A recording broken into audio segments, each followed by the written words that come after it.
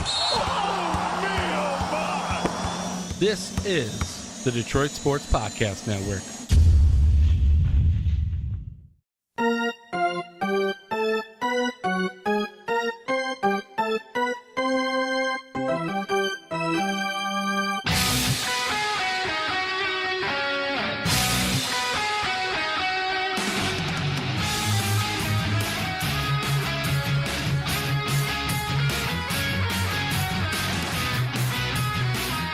And welcome to episode number 55 of Tigers Talk with Chirco and Company. I am your host, Vito Hieronimo, Chirco, and alongside my sidekick, my partner in crime as usual, the Doc, John Macaroon.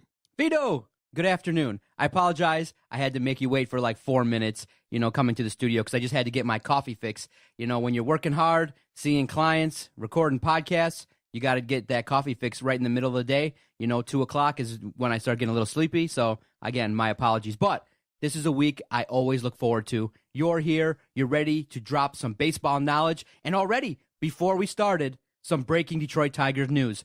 Fill us in. We had news. Jacoby Jones from AAA Toledo was called up to the Big League Ball Club. Now, ahead of the September 1st expansion of rosters to 40 men.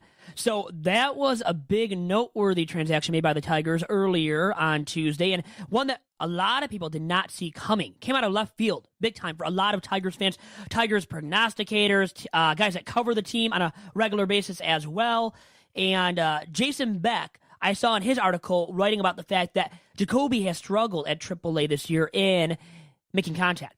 A lot of strikeouts. I believe 97 Ks and 79 ball games played at the AAA Toledo level. So that's not a good sign, playing with the Mud Hens and striking out that many times. So his contact to K ratio better improve at the major league level. But do I expect that to happen right now? And do I expect him to make a huge contribution to the Big League Ball Club this year the rest of the way? I'm going to say no because of those issues that he has right now with making contact on a regular basis. So, what do you think, Doc? Well, it's kind of obvious that the Cameron Maybin thumb injury is a little bit worse than what we thought. Everyone knew that he's kind of struggling with the injury. He might have been playing through some pain, but the way he got hurt was so indicative of the Tigers season. Literally, he slides into second base on ball 4. Did not need to happen at all. And when you see Jacoby Jones being brought up, Matt Boyd and McGee were sent down earlier on Tuesday, then you say, it looks like there's going to be a big problem with Cameron Maybin. He might not be back for the rest of the season. And you sent me the text when we were prepping for the show. When he's been in that lineup, he is the straw that stirs that offensive drink. He is a guy that when he's in the lineup, the Tigers play significantly better. When he has returned from injury, he's been a guy that's come back and hit, gotten on base, kind of been a spark plug kind of player. And for him to go out that way is so disappointing and so frustrating because now we're in a stretch where we got to win games, and you got a series coming up versus the Kansas City Royals, who play so good at home this weekend. And right now, when you look at Kansas City's schedule, they're going to play a lot of games at home where they play very well. You could not afford this injury. It's so devastating. And for him to hurt himself on really a fundamental play sucks. 44-26 are the Tigers when Maybin is in the lineup, Doc. And in wins by the Tigers this season, so in those 44 victories of the Tigers with Maybin in the lineup, Maybin has recorded a .368 batting average, a .452 on base percentage, and a .952 on base plus slugging percentage this season in those 44 victories that Maybin has played in. In so many words, they can't afford to lose him long term, as in the rest of the way this season, Doc. Well, at least they got the opening game victory versus the White Sox. I mean, they were down 2-1. All of a sudden, Salty comes up there. A guy that when he's in the lineup, you go, you know what? When he's up to bat, he has the potential to hit some key home runs. Although he's batting around 190, he's not a consistent hitter. He's very interesting, an interesting character. Somebody that when he's up there, the word that's kind of been going around, talking to friends and people that look at Salty, the word is clutch. Doesn't get a lot of hits, but when he does, they're big bombs that help the Tigers win, and it helped them to secure the opening victory, and it was very needed. And I'm thankful at least we're talking this week on the podcast coming after a victory, that's for sure. And you know what? 5 of his 12 home runs this season, Saltalamacchia, have been ones that have tied the ball game or put the Tigers in the lead in the 6th inning or later than the 6th inning. talk about, I mean, that's the definition of clutch. As you were bringing up that term to describe his play this season, that's the reason why you have to describe him as clutch. That's all you have to say about Jared Saltalamacchia to talk about his impact on this ball club in 2016. Where would they be without him, without Maybin? And how about Kinsler now, who has tailed off? Without him, where would they have been in the first half of the year when he was an all-star with the glove, with the bat, hitting leadoff? Now bumped to number 2 for Maybin Monday night for the first time this season. Maybin hit leadoff, gets hurt, jammed his left thumb going into second base, and was that wise diving into second base head first? Maybe not, now looking back at it, obviously, and maybe he would retract that as well if he had the chance to, but hey, you can't take back what already happened there with Maybin, Doc. And just hopefully now, the hope is that this is a minor injury. Now, they called it day-to-day, but it could be worse, and the MRI results will be revealed before Tuesday night's game against the White Sox and against Anthony Ronaldo. Ronaldo, I believe is how you say the last name. This guy's a 9+ ERA. He is a spot starter, a guy that you should bomb without Maybin in the lineup. Without Kinsler producing, you should still bomb this guy. And the question is, will they? Because if they do, they'll take 2 out of 3 at least, and then have the chance of sweeping the White Sox if they win Wednesday night against Chris Sale, which is a mighty big task to ask of the Tigers to do, but they have JV on the mound as well, dueling with Chris Sale. So it could be very much a pitcher's duel. And remember, a few Wednesdays ago, who came back off the DL and hit a home run in his first game back? First AB off the DL. It was against Chris Sale on a Wednesday night a few weeks ago. And the funny thing is, I was just at Buffalo Wild Wings Monday night for a fantasy football draft. And when this home run happened by JD against Chris Sale a few Wednesdays ago, I was at Buffalo Wild Wings. So almost the exact same scenario for me encountering that happening. And now he has a chance to hit another big time clutch home run against Chris Sale Wednesday to secure potentially a Tigers sweep of the White Sox. And Doc, as I said, they should win 2 out of 3. I thought they could going into this series, and especially after getting that win last night and the way that they did it. Jared Saltalamacchia, the definition, as we said already, definition of clutch. And there's another good stat to bring up regarding him. Only hitting a .192, so below the Mendoza line. That's horrible, right? But for a guy that's coming in as a backup, not horrible when you look at this fact regarding his stats. And, Doc, it's that he has 37 runs batted in on 39 hits only this season, and 203 at-bats coming into Tuesday night's game against Dominic Chirco's Chi Sox. Dom Chirco will be on with us on this edition of the podcast, episode 55. But anyways, that tells you right there is another reason why you can call Jared Saltalamacchia, the Tigers' backup catcher, clutch. With those numbers, the runs batted in that he has with only 39 hits, 37 ribbies, and less than 40 hits and 203 at-bats.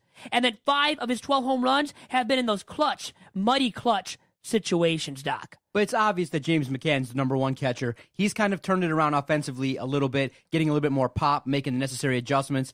Runners are still being thrown out at a very high rate. It's very hard to run on James McCann. But when Salty's in there, you know that he's got kind of the veteran experience. He's a guy that you can plug in there and kind of hope maybe as a pinch hitter that he can do some damage, or he can be clutch for you in those good situations. You got to remember, you need a clubhouse with young bats and veterans. Saltalamacchia has a World Series ring. He can pass along that knowledge to James McCann. And I like what James McCann has done, but it is kind of interesting to see that, Salty is getting into the rotation quite a bit, more than I thought he would have, and that's probably due to the inconsistency of McCann. But I do believe that McCann is playing very well and can also now emerge probably next year as the guy that can play full-time and really, really limit Salty's at-bats for sure. Well, the thing is, Salty can't start every day. He can't. He's proven that. He's a backup catcher, clutch, okay, but he's a backup. He's not a starter by any stretch of the imagination. And because of his defensive ability, which McCann has, he's leaps, heads and shoulders above Jared Saltalamacchia in terms of defensive ability behind the plate. And so with the moves that were made on Tuesday, you realize Matt Boyd's still probably going to make his next scheduled start for the Tigers on September 1st. Rosters can be expanded, and it's likely that Boyd will come back, probably McGee as well. But Jacoby Jones is going to start on Tuesday night, his first start with the Tigers once they purchased his contract from AAA. And now he's going to be playing third base, which you have to watch because his natural position is shortstop. So let's see how he handles his first game, what he looks like. Is he going to be able to handle the pressure? Because, hey, if you're going to be called up there to do the job, you got to go up there and make sure you don't make key errors and that you get some good at-bats up there because the Tigers need it. There's no guaranteed victories anymore, the stretch run. And each game now we have to peek at and say, hey, it's very important that the Tigers really get 2 out of 3 in the majority of the series the rest of the way, and you got to hope that Cleveland dips just a little bit to give you that chance. But what are your thoughts about Jacoby Jones? Do you think he'll have a successful stint his first time around, or do you think you'll see rookie struggles? Do you think he'll bat, let's set the over-under of his batting average at 240? Well, I'm going to say back to Matt Boyd, he will be able to make his next start, which is great. That is correct in saying that Jacoby Jones coming up and who they demoted to have that happen, and Blaine Hardy as well was called up. And that's because of the 40-man roster. I know, Blaine Hardy, who the heck? We don't want him, do we? He's been stinky all season long. He really has. But Matt Boyd will be back to make his next start, which is, hey, they need him down the stretch. They definitely do. But to answer your question, I kind of already talked about Jacoby Jones. I don't think he'll add much of an impact because he strikes out way too much still right now. And him playing third base, Casey McGee was there. He can't be much worse, right? I think he'll be adequate defensively still. Not great with the glove. I think he'll make the routine plays. You got to expect him to do that. But remember, only 22 games played at third base, okay, at Toledo this season. 57 in center field, more of that center fielder right now. More apt to be able to make those plays. And all the routine plays in center. Maybe he'll miss a routine play or two at third base. But realistically, any guy that's close to Major League ready and now playing in the major leagues has to be able to play third base in terms of being able to make those routine plays. Has to be able to do that sufficiently at least. That's all we're asking from Jacoby Jones. And a few hits here and there. Maybe a few impactful hits that go over the fences in right or left. Maybe he even has that immense power to drive it out to dead center at Comerica. Now, we're not expecting him to do that in his first start, but hitting a few home runs here and there, that would add something that Casey McGee did not do. And the thing is, when you K as much as Jacoby Jones does, well, you got to believe that he has that pop in his bat, and he's proven that throughout the course of his minor league career so far with the Tigers. So can he hit a few home runs, Doc? Maybe, but am I expecting a ton out of him? No, because I'll say 1 or 2 home runs most, and he's not going to add a ton of defensive value either at third base. 240. Does he bat over that or under that? He's got to hit at least 240. I'm going to say he hits that and could hit as high as 250, but I'm going to say under 250 for Jacoby Jones. Doc, are you willing to say above or below 250? Judging by the averages right now with the Tigers hitters, I'm going to go, he's going to slide in around 225. That's what I think he'll do. So even below 240, because you wanted to set it at that. You think I bet 225. Okay. Now, could he get to, are you thinking he could get to 240 at least? Do you see his stint? Is that fair? Do you see his stint with the Tigers being long-term? Is Nick Castellanos going to be coming back anytime soon? Probably what are you looking at for Jacoby Jones? A couple weeks? So you're going to have at least a decent chance to kind of get some at-bats, but I don't think that his time with the Tigers is going to probably last all that long if he's not successful. Well, because Cassie's coming back, and McGee will be even back. Exactly. He's not going to be down there for a long time, so we already know that about Casey McGee at this point, Doc, to sum it up. Okay, so we'll see what happens. Keep your fingers crossed that Jacoby Jones at least has an impact and does a little bit better, because remember, he is, I think, ranked number 5 overall in terms of prospects in that organization, so he's viewed as a commodity, but you got to remember, with every commodity comes question marks, and he's also got some behavioral, red marks on his resume, and he's got to definitely keep his head on his shoulders because he might face some umpires that are going to call some strikes, and he's got to be able to stay in the game, unlike some veterans that have gotten themselves ejected in games. That's a good segue into another topic we can discuss here, and Jacoby Jones has to deal with that because other guys have not. You're right. First and foremost, Victor Martinez. How about him arguing balls and strikes because of the fact, Miggy really didn't receive the best display by the umpire, the home plate umpire there on Saturday night. That was bad. Bad display by the ump. Mike Everett, I believe the home plate umpire was. And, some of the strikes he was calling, low, very low, outside of the strike zone big time, and more than ever before this season for Tigers hitters. So they hadn't dealt with that. Then everybody was dealt this bad hand from this umpire, Mike Everett. So it stunk. People got mad. They had the right to get mad, and supposedly V-Mart didn't even say a curse word. Didn't really say the magic word to get ejected. He was maybe talking a little bit too long, but that was it. And the umpire has to understand that, hey, these guys have the right to say what is on their mind a little bit. Now, they can't go over the edge and cuss you out, okay, and be out there for a long, long time, but he was walking back, said a few things. J.D. Martinez, when he was ejected, and he's a nice, kind guy is what I've heard, too, who doesn't speak very loudly or say the worst, use the worst language. So him being ejected, too, how did that happen? All those guys, 4 guys total, too, by the way, because of the 2 coaches that were also ejected, and one being Wally Joyner, who I heard is another soft-spoken gentleman, just like JD, the player. So guys there should not have been ejected. Not 4 at least, Doc, is all I'm willing to say about that matter. What do you think? Listen, do you recall any other Major League Baseball franchise that's had a perfect game ripped from their organization by an umpire who made a stupid call? Well, the Tigers have. Jim Joyce did not allow Galarraga to experience the joy and the Comerica Park fans of witnessing a perfect game. He made a blunder, and it's all fresh in our minds that, hey, Major League umpires stink, and we're definitely watching it now that there's this thing called the Fox track where we can see, when there's questionable pitches, are these umpires doing the job? And for the most part, umpires are average at best. They leave a lot to be desired. And the thing that baseball players want is consistency. If you're going to call it 1 inch to 2 inches left and right of the plate, then you got to be consistent and call it both ways. But Everett was so bad, and there were situations when you seen McCann, accept a pitch, and he tried to frame the ball, and Everett wouldn't call a strike. But that same exact pitch was called a strike against the Tigers. And so Victor Martinez, J.D. Martinez, Joyner, and Ausmus all got ejected from that game.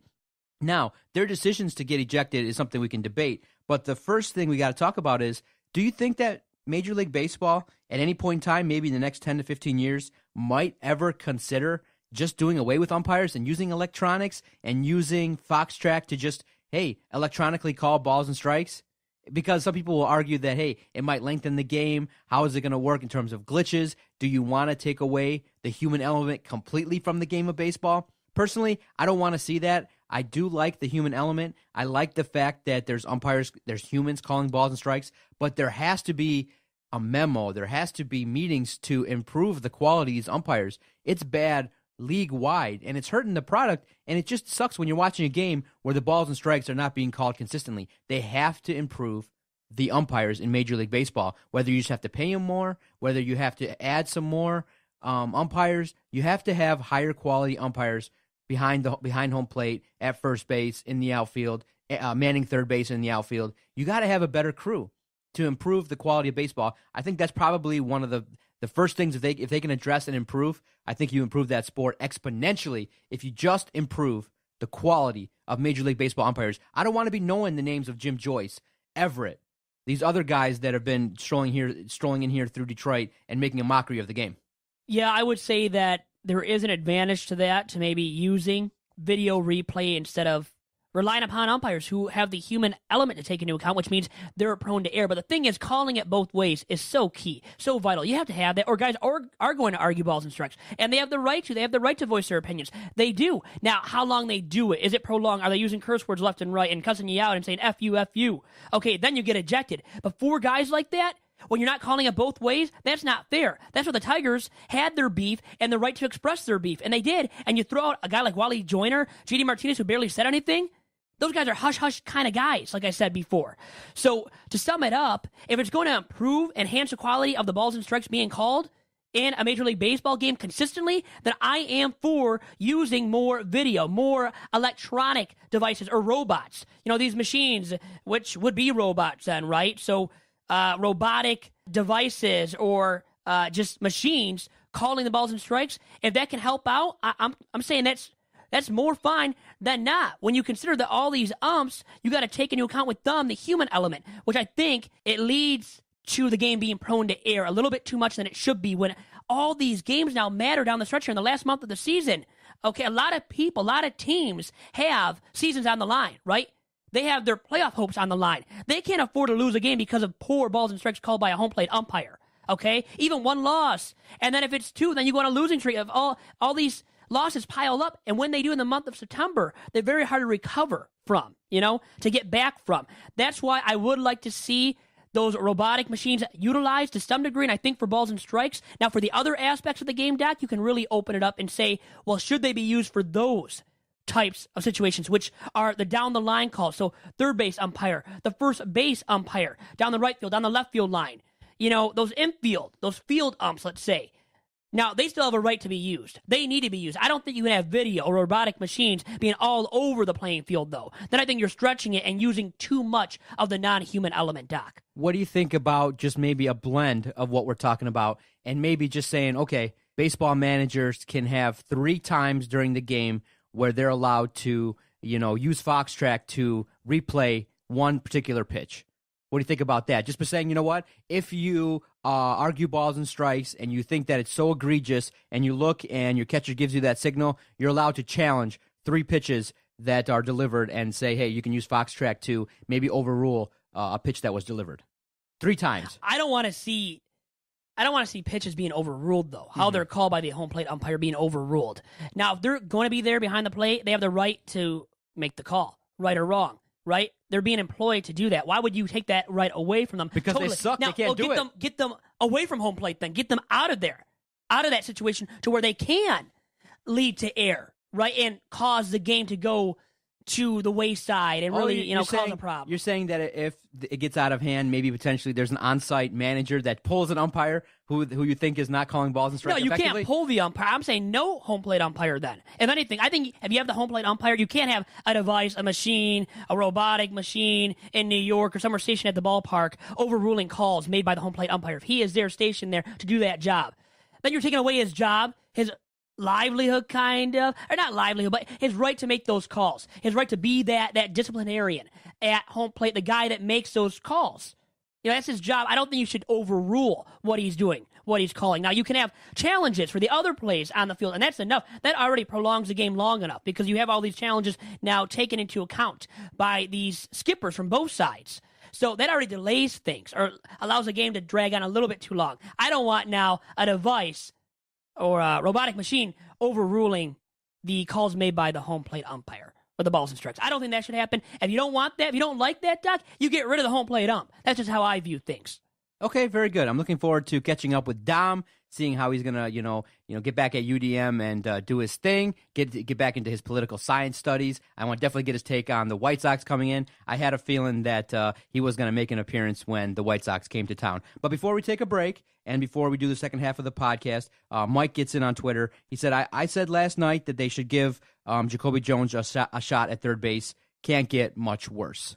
So yeah, because McGee's not performing, not great with the glove either. It's not like he's adding a lot of value from that standpoint. Can't hit for power. Very much Singlio, right? Light hitting guy. Jacoby Jones can add that punch right in the lineup when he plays. So I like that they're doing this. Will he do anything though of high magnitude? I'm saying no, as we already talked about, Doc. Okay, so your brother Dom Chirco coming up next, and definitely we'll look at the series with the Angels. Did they maybe blow an opportunity to gain some ground? And also, we will look at some of the Major League Baseball news. Maybe let's see if Tim Tebow can really perform at his tryout. Stay with us. We'll talk about all that, Doc, after this quick commercial break here on Tiger Stock with Chirco and Company. Hey guys, it's Vito Chirco here from Top Cat Sales in lovely downtown Royal Oak, Michigan. Looking for team apparel for your high school, your club sports team, or your corporation? Then look no further than Top Cat Sales, located on the east side of Main Street in downtown Royal Oak, between 11 and 12 Mile. Through founder and former University of Michigan quarterback John Wangler's leadership, Top Cat Sales has developed a tradition of selling and distributing custom Adidas team apparel with the very highest quality and the very best service. So get your organization, school, or club team all in with Adidas today by going online to TopCatTeamSales.com. Once again, the website is TopCatTeamSales.com. And remember, you must follow Top Cat Sales on Twitter at Team Top Cat.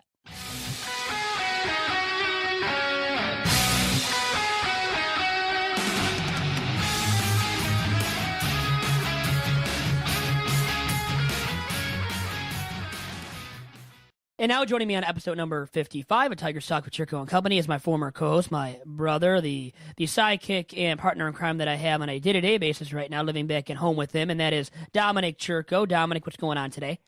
Nothing much, Vito. How's it going? Good, bud. And how was school? You just started off at UDM, your new semester, fall semester of your junior year. How do you like the classes so far, really quick? So far, I like all my classes. Obviously, first day of school. Yep. The second day of school, so first day with these new classes. So far, so good, but you never know. I'll pull through.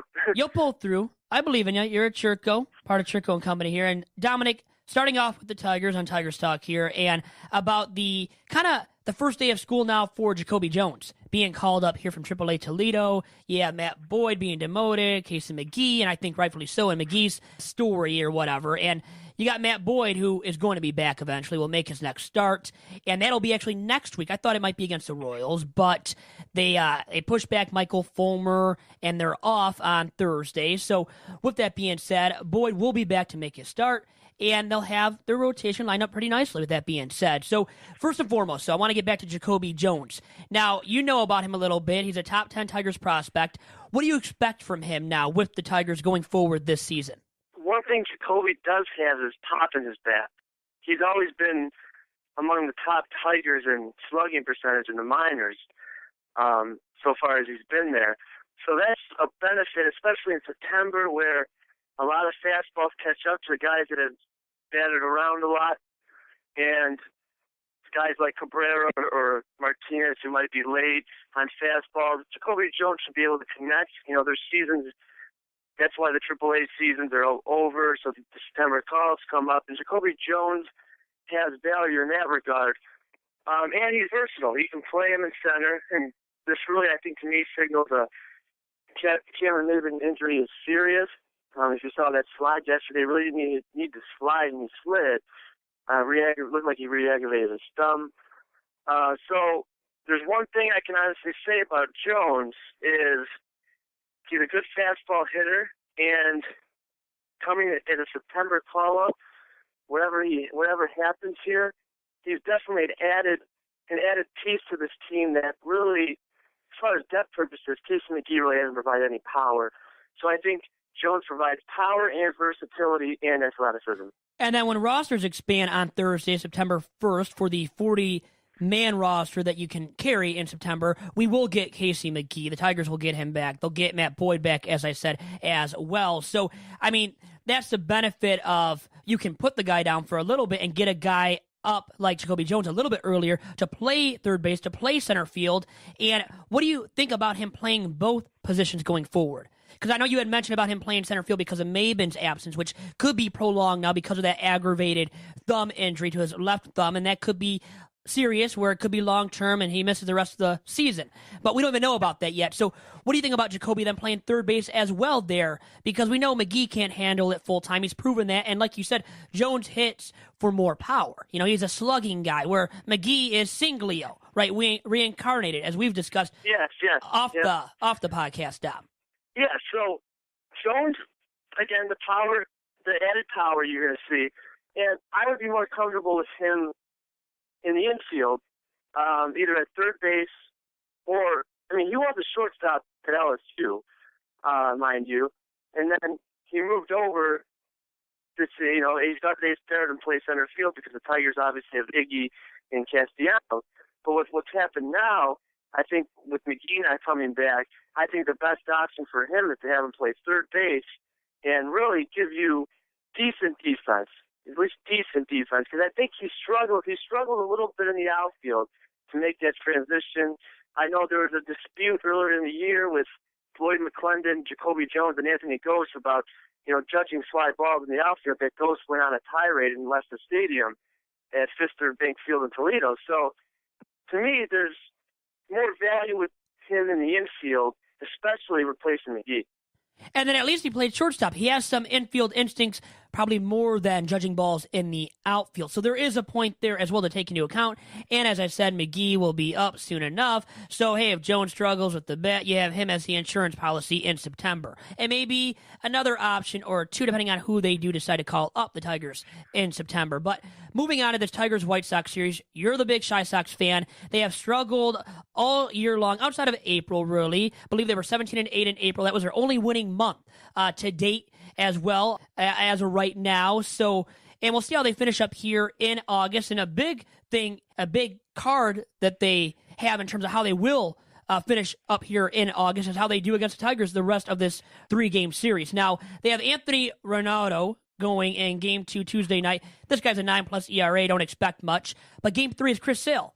Now, their ace. And this guy that cut up some uniforms, got into some trouble and drew some heat, some ire from the fans and his teammates alike, and I think rightfully so.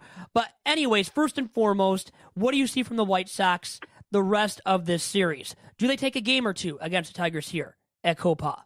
Well, knowing the Tigers and the White Sox, knowing both those teams really well, I can say the Tigers seem to underperform against bad pitchers, and tonight could be a night where they significantly underperform against Anthony Ronaldo.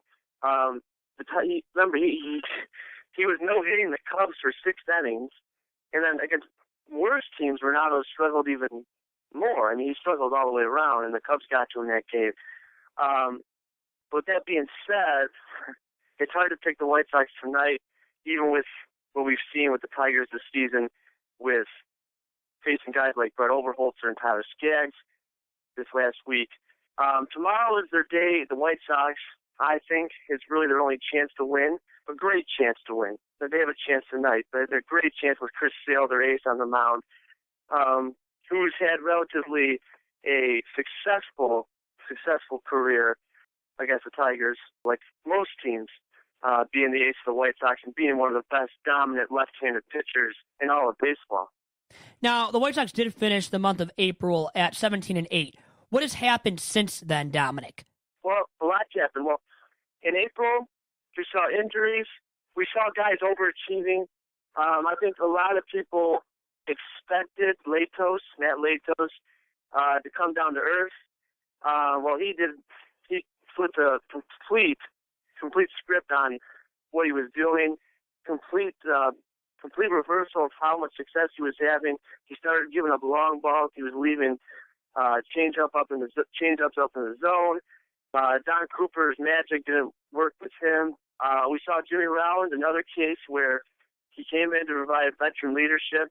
And the thing was, the White Sox wanted Tim Anderson to be up earlier in the season, but they figured, well, we rushed other guys in the system before, Chris Sale, Rodon, and other top draft picks like Carson Fulmer, who's up this year. They thought, he's a position player. We haven't really had too much success with grooming position players. And the White Sox took that into account, and they kept Anderson back. And that's why they had Jimmy Rollins. And Rollins, again, this season dwindled. Brett Lowry got hurt. He's still not back. Seems like this guy has, for a second baseman, has a ton of potential, and he's always had potential. But injuries have gotten the best of him. Really piecing together the roster the way the White Sox have been doing for 8 years. It's been an 8-year hiatus of missing out on the playoffs.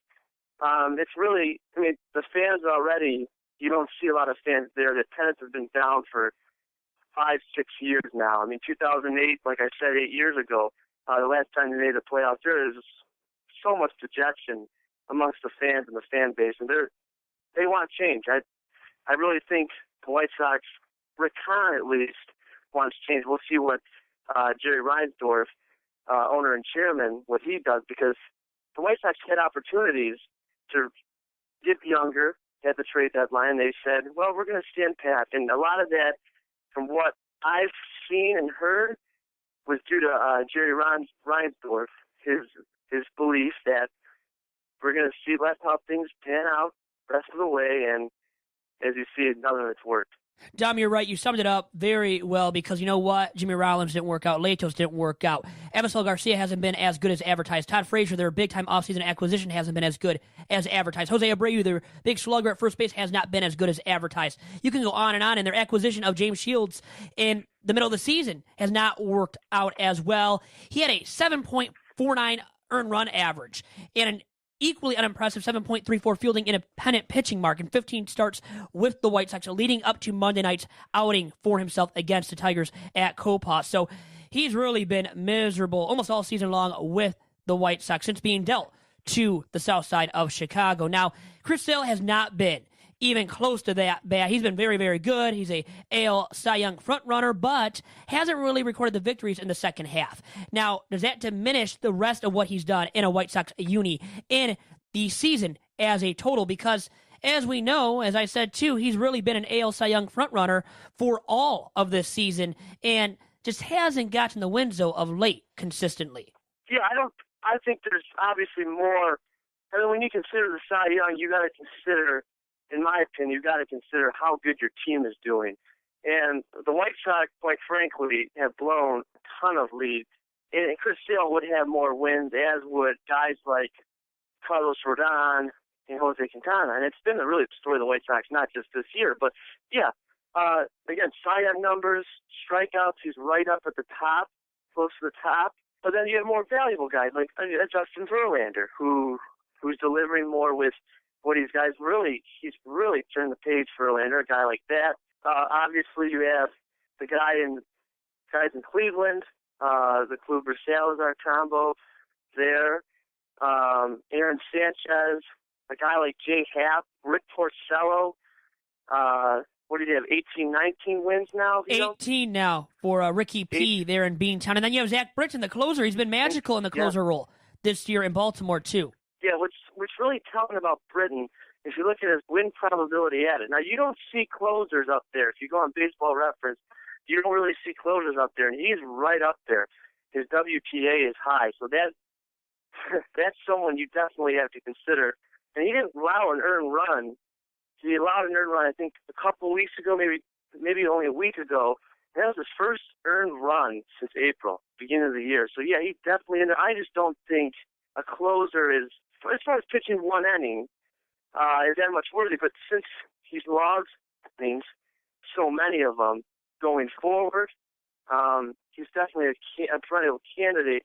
Not even just this year. I mean, this guy has been consistent. He was consistent last year with getting saves. So if you want to, going forward, if people want to take into consideration closers, you might consider him. But, yeah, I think if I were to pick a Cy Young today, it would be Rick Porcello. Now, Chris Sale, simply, Dom, answer this for me. Will the White Sox trade him in the offseason? I think it's 40-60 they trade him. But I think they will. They had a trade in the works with the Red Sox. And this might be breaking news to you, but Jackie Bradley Jr.'s name was thrown around for the trade non-waiver trade deadline, and the White Sox, Jerry Reinsdorf, and the Red Sox said no. They balked at it. They didn't really want to give up someone that's such an integral part of their team going forward into their postseason run here. But in the off season, the White Sox are going to have so much leverage because the White Sox, really, the market for starting pitchers and pitchers overall is relatively thin. So the White Sox are going to have the ability and the capability of really honing on certain pieces like Quintana and Sale and see what they can get from them and weigh their options there. I think they're going to get a big offer from someone, and I think it's going to be so big that the White Sox are going to finally pull the trigger. And Rick Hahn hinted at it.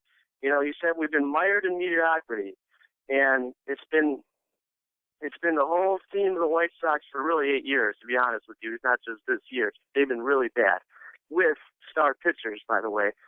And I think he said you're going to know real quick, real soon, if what we're doing, what our path is. And I think they're going to trade Sale. Dom, really quick, Robin Ventura's job status. Now, since being up by 3 games entering September 18th of 2012, when the White Sox then lost 11 of 16 and lost control of that 2012 AL Central Division to the Tigers. Since then, he has led the Chi Sox to a 280 and 352 mark going into Tuesday night's game with the Tigers, which is good for only a win percentage of approximately 44%. Now, with all that being said, Dom, by me, what do you think about his job status going into next season? Is he a goner after the 2016 campaign? Well, the White Sox, we've heard rave reviews from bench coach Rick Renteria. I've heard that Robin's job is really delicate right now. I don't think he lasts next year. I mean, going into the season, and we even heard dialogue, rumors around Chicagoland that Robin's job wasn't safe, especially if it's another losing season. And Rick Renteria, who's been there, and I've heard a lot of players have gotten along with him. It's a really fortunate circumstance for Rick because, you know, Rick's time in Chicago, the north side of Chicago, sort of ended abruptly. And I think Renteria is the next guy up in-house. Dom. Yeah. Really quick, so you think Renteria could get the job? Okay, so I could see that happening as well, but division now, AL Central we're speaking of. Who wins it? Just give me it really quick. Who you see finishing atop and how you see it finishing up. 1 through 3 in the AL Central, Dom. Just give me the 3 teams. Okay, I got the Indians first. I think the Red Hot Royals are going to finish second, and the Tigers are going to finish third. Dom, with that, lovely, my man. Eloquent as usual. Great insight, and I will see you later tonight at home. How about that? All right, Dom. Have a good one. Thanks for having me on, Vito. Thank you. Back here on Tigers Talk with Chirco and Company. I am Vito Chirco. Doc is here with me as usual. Dominic Chirco, my brother, joined us for a quick, well, not maybe a quick segment, but he was breaking down every single thing about the White Sox very eloquently and bringing the insight. Always does, Dom, about his White Sox. About the Tigers, we started off talking about Jacoby Jones, rosters expanding, guys coming up, guys that will be back on the roster come September 1. So I think there could be good things in store for the Tigers if Maybin is healthy. Now, for the White Sox, for their sake, there might not be the best things in store. Sale might be traded. Dom thinks he will be dealt, by the way. Chris Sale, the big left-hander for the White Sox at the top of the rotation. He thinks he'll get dealt in the offseason, so he could be a goner for the White Sox. Robin Ventura, he's a lame duck. I think he's done as manager of the White Sox. Now, they had that epic collapse there down the stretch in September of 2012. They gave the division to the Tigers pretty much, and the Tigers' second division title of 4 straight AL Central crowns. So they did do that. They had a good season leading up to them, but since then they have not even come close to really sniffing the playoffs. So, and this year had a great April, but then they fell after April as well. Haven't had a above 500 finish to a month since April, Doc. So I think he's gone at the end of the season as well, as Dominic was getting at. And now in this series specifically, Chris Sale going Wednesday. Tigers should win Tuesday against Anthony Renato. We all know that. He has a 9+ ERA, Doc. But going up against Chris Sale now, Wednesday. Tigers, do they get it done with JV on the mound? Who is the Tigers' ace? We know that much too. Now, Vito, when you talk about the Tigers and guaranteed victories, you got to pump the brakes. Yep. Because look at what happened in the series versus the Angels of Anaheim. Look what happened. The offense went cold, and you lost 2 of 3 versus a team that many thought you could do some damage against. And on Sunday, Anibal Sanchez was left in too long by Brad Ausmus, and it hurt you, and you ended up losing 2 of 3. Now, the series looked hopeful after the opening series win, and then you got Michael Fulmer on that Saturday, but then Victor Martinez lost his cool, and I think he hurt the ball club, and the risk of getting ejected far outweighed the benefit of arguing balls and strikes. Listen, we talked about it. It's fodder for podcasts and sports radio debate. But as a professional, Victor Martinez owed it to this ball club to stay in that game. Brad Ausmus should have done more to prevent Victor Martinez from getting ejected. And so Victor Martinez is a leader on this team. You would argue, and I would argue, that he's probably one of the top 2 or 3 producers consistently on this team. He gets hits, and when he's going, he's a guy that also contributes to the lineup. And when he's not playing well, amongst others in that lineup, the offense goes cold. And him getting ejected was one of the worst things that could have happened, and you don't help Michael Fulmer's cause in that situation. And so losing that series, I thought, to L.A. was really disappointing, especially after coming off of the great play and dominating a Minnesota team. Now, I understand you have to take the Minnesota series with a grain of salt because they're garbage. A lot of teams. Well, the Halos are too. That's a big thing, right? That's why it was so disappointing. Their starters that beat us those 2 games when they beat us 2 out of 3 were poor starters. We had the advantage, and we should have taken 2 out of 3 at least. That's all I was asking for. Yeah, as a club, when you feature Pujols and Mike Trout, you can't say garbage. They're just not performing well. That's a team that. Well, the rest of their team is garbage. We can say that, yes. Right? We can express that much. The rest of the team is not performing at anywhere near that level, and you should have took 2 of 3 at home. Yeah, at home, Vito. So you can't. And so to tie into what you were saying, you can't count on this Detroit Tigers team to produce on offense. They're inconsistent.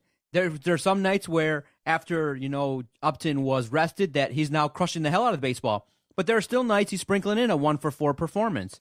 So you can't say that at this point in time the Tigers should do anything. What they need to do is find a way to, as a ball club, 1 through 9, that hitting lineup be more consistent. Because look what's happening now. Ian Kinsler's month of August has been terrible. Yep. You got injuries. You got Maybin out now. Castellanos has been out. And guys like JD have still been crushing the baseball. Upton has had a resurgence. That's been good. But it hasn't been consistent enough. Series in, series out. But his numbers have been really, really good. Outstanding. Since his 3-game rest, I mean, he's been really standoutish. I saw the stat on Fox Sports Detroit last night after the game. In the post game, they showed that stat there. It was huge, 300+ for average. All these potent numbers. So I got to give him the benefit of the doubt. He really has produced since sitting those 3 days. I think he's done something. I think we have to give him some credit. Is all I'm trying to say. I know what you were saying. because he still has those 1 for 4 days sprinkled in. But overall wise, come on, it's about the grand scheme of things, right? You got to take the good with the bad. And it's been more good than bad. You have to look at the overall, the all-around picture. And it's been bright. A lot more than it has been not bright. It's just as simple as that, Doc, about Justin Upton. But you had no doubt about it. It's just disappointing. You have to win series. So I'm hoping that by the next recording, we've won a series versus the White Sox and the Royals. It's going to be super tough. So you might have to kind of have, you know what, I might be calling for it. I might be calling for an exact similar week this week that we had last week. The Tigers will sweep the White Sox and lose 2 of 3 to the Royals.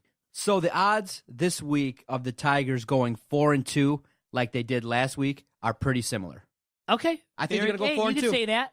Now, against KC at Kauffman Stadium, you don't like the odds of the Tigers as much going into that series when KC's getting healthy, all the luck on their side, they're riding that hot streak. The Tigers aren't as much. Now, they won 5 in a row, remember. We kind of forget all about that because of their poor play those last 2 games at Copa against the Halos, who they should have beaten at least one of those 2 nights, one of those 2 games, let's just say. And Saturday night, the umpire took over the game. He made it bigger than the game, made himself bigger than the game itself. And that can't happen out of the umpire. That's why you might get a robotic machine behind home plate, an umpire. And then JD Martinez, all he said, I wanted to look it up to verify it. All he said was that the umpire, and to him directly, he said, you're having a bad day. I mean, come on, you're having a bad day. He was. Now, that gets you irritated as the umpire. I don't want to hear that either if I'm the umpire. And I've Little League baseball games. I never like when I get negative, stuff said to me.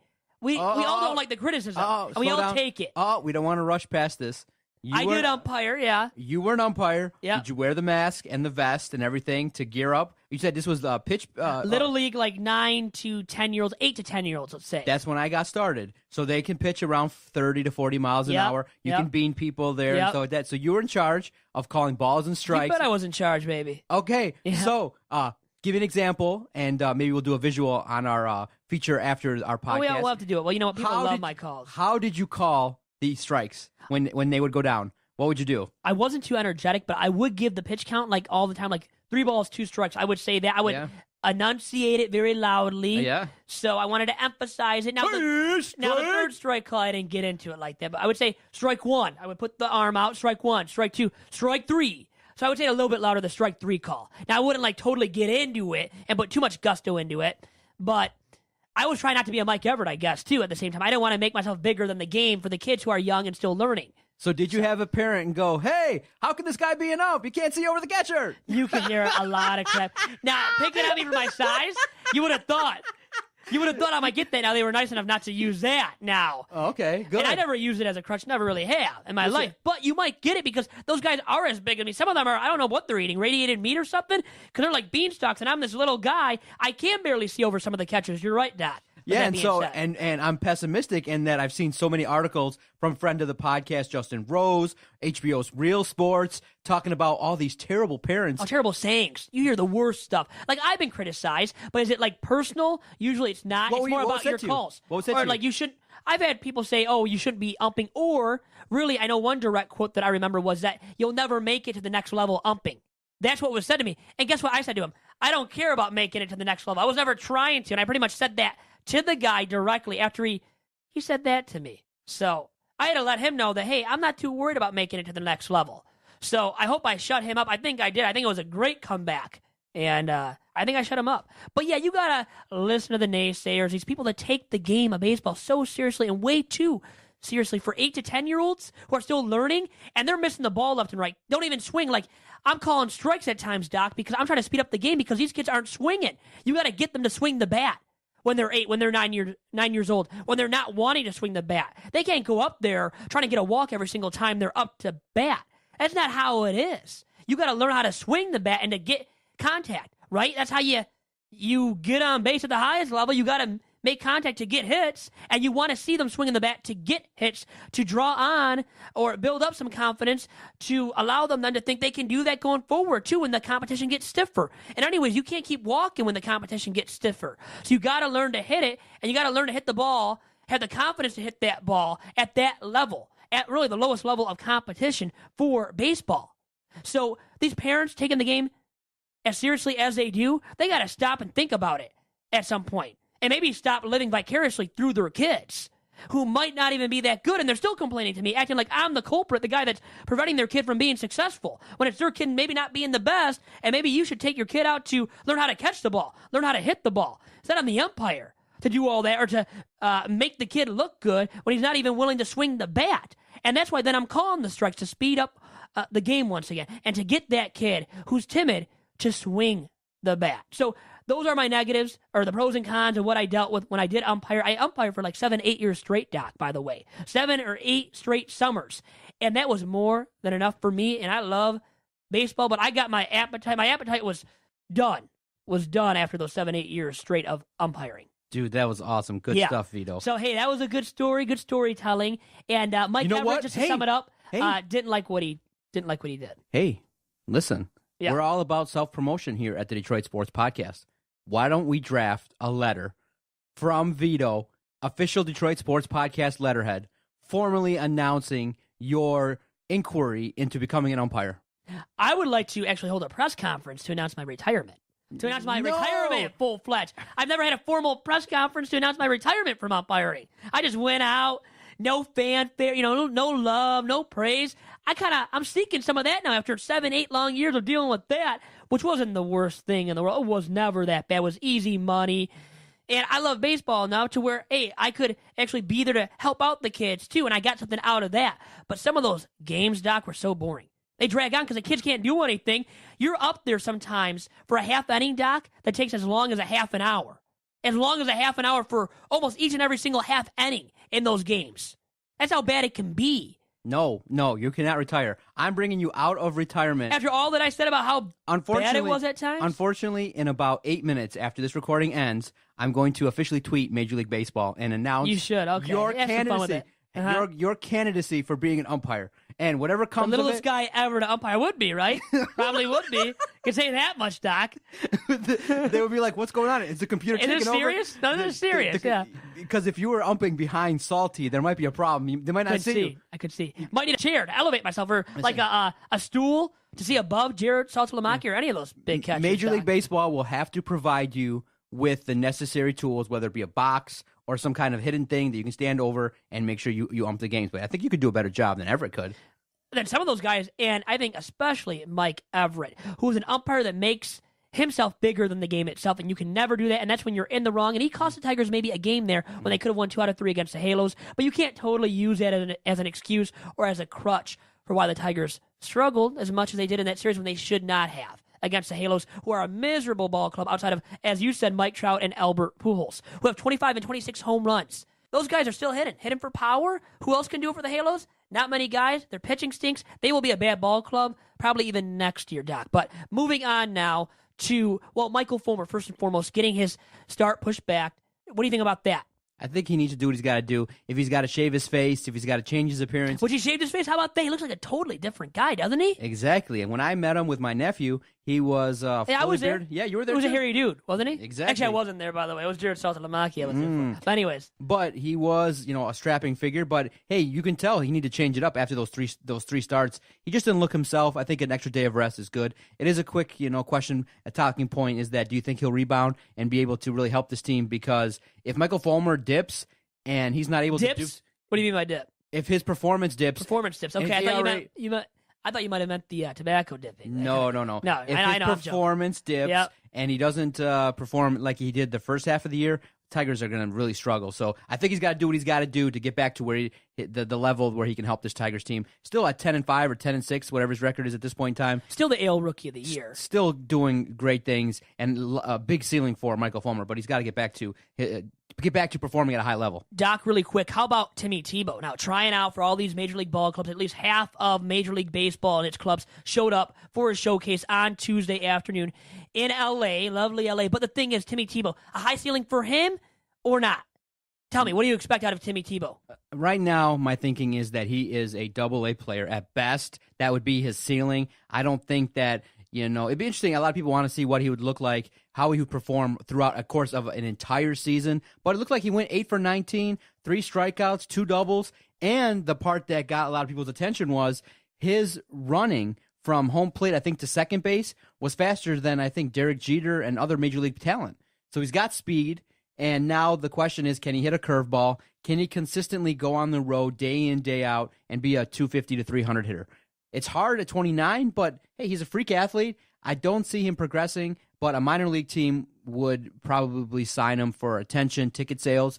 I think he probably as an athlete and what he's done as, professional athlete, earn at least a tryout, at least a situation where you could be signed to see what he could do. I don't think he's going to progress to AAA or the majors, but at least give him a chance to start somewhere. I wonder what team, if you would say, are in the top 2 that would take a chance on him. Would you think it'd be a contender that maybe has a lot of talent, or a fledgling team like in Arizona, or a garbage team like maybe Milwaukee, or a team that's struggling, just to kind of throw him out there? It'll probably be a team that is more lackluster than a true contender for anything. It's not going to be more than likely the Royals, the Indians, even the Tigers. It probably won't even be the White Sox. Now, maybe a team like the Twins. Okay, maybe a team like that, or Miami. He played at Florida. Huge PR story right there. Can generate some revenue, ticket sales. So I think a team like that, who is looking for a big-time PR story for its ball club to draw upon, its fan base, and to really gain more revenue. And the Marlins are playing well now, so maybe they won't even dive into that possibility because they're too good for that at this point. And I think it's of that magnitude where I think the teams that are too good, are competitive, they're too good for Tebow then. I think you have to kind of take yourself away from the situation a little bit and really look hard at this story. Look into it hardcore. Is it really worth it for my team to pick him up with all the PR backlash? Remember, it's going to be all about him then. All about him. It's going to be about the sideshow that is Tim Tebow. And I think really it is about that. It's a sideshow.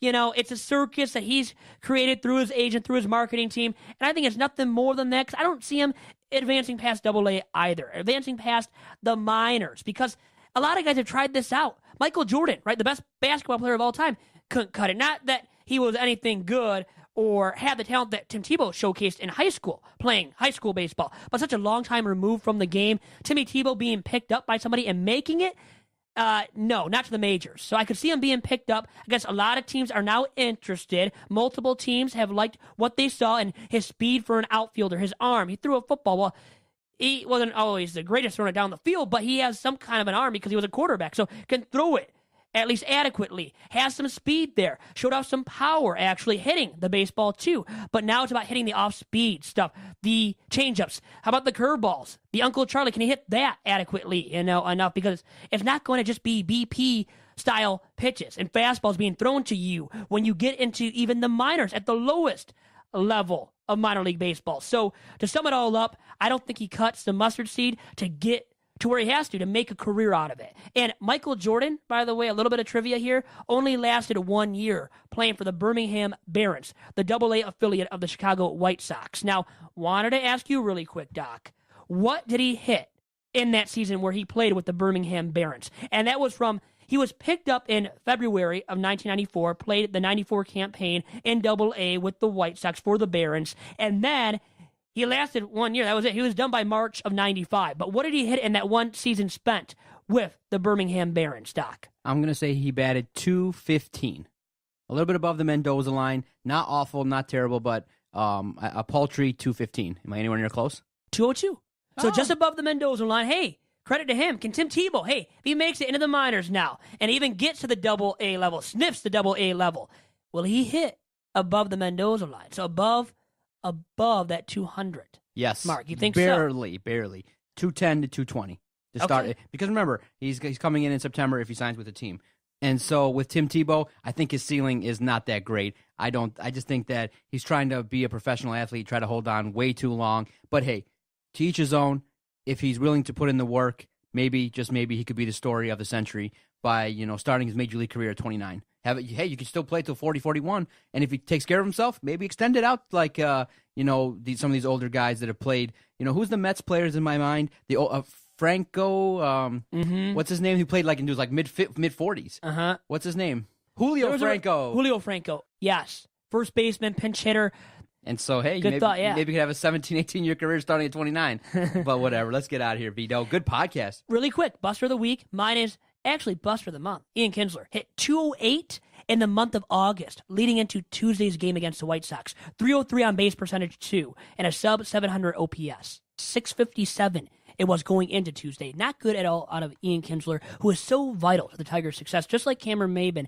In games which the Tigers have won when he's played, he has a 300 batting average, Doc, in those wins where he's played in the game. And, I mean, that's a stellar. I mean, that's consistency, right? Definition of consistency. And a 356 OBP and an OPS of nearly 900 at 867. So when the Tigers are winning, when he's in the lineup and when they're winning, he produces. That tells you how much he is crucial to the Tigers' success. And you know what? When the Tigers do lose, he only hits when he does play when they lose. He's a guy that has hit so far this year 236. So it tells you when he goes right, when he is going right, Tigers are going right. When he's not going right, usually they're not going right. Unless you have Cameron Maybin succeeding at a high or an efficient level. But if Maybin's out and Kinsler isn't hitting, Doc, I don't like the Tigers' odds in the month of September hanging in there with all this parity in the AL that we have to take into account. My buster of the week, not a player, Wally Joyner. Because of the fact that, hey, this team has been so consistent on offense. Yes, they got talent, but I do believe that the role of a hitting coach is to get this team to reach consistency. Now, by all accounts, everybody believes Wally Joyner is a quality hitting instructor and can do the job. But if somebody were to take the fall for this, if Osmus comes back next year, you got to part ways with Wally Joyner. Now, you could say, hey, he's brought along a lot of guys like McCann, Iglesias. Iglesias, really? But exactly, when you looked at right, not really. No, and you're trying to be optimistic and not really. Exactly. And so I looked at, when I went to the Boston game, I looked at the batting averages of the Tigers versus the Boston Red Sox. There was no comparison. There was only one or two guys in the lineup that day on that Friday that were batting above 300. The rest, not that great. And so Wally Joyner, buster of the week. Don't get yourself ejected. When have you ever heard of a hitting coach? But I heard ejected? He barely said anything. He's soft-spoken. Did he really say anything? I don't care. Okay, to warrant that ejection out of Mike Everett. Mike Everett, remember, he wanted the game to be all about himself, Doc. Not a peep. Okay. If this guy is got a hair trigger, not a peep. We just grit your teeth, bear it, walk away. So Wally Joyner, he probably won't be there ever again, but my buster of the week. Okay. He probably won't ever. Yeah, I agree. He will never win the Buster of the Week again out of you. Now, really, this is winning something. The toast of the town from Doc. Doc, who is it for this week? Toast of the town, Justin Upton.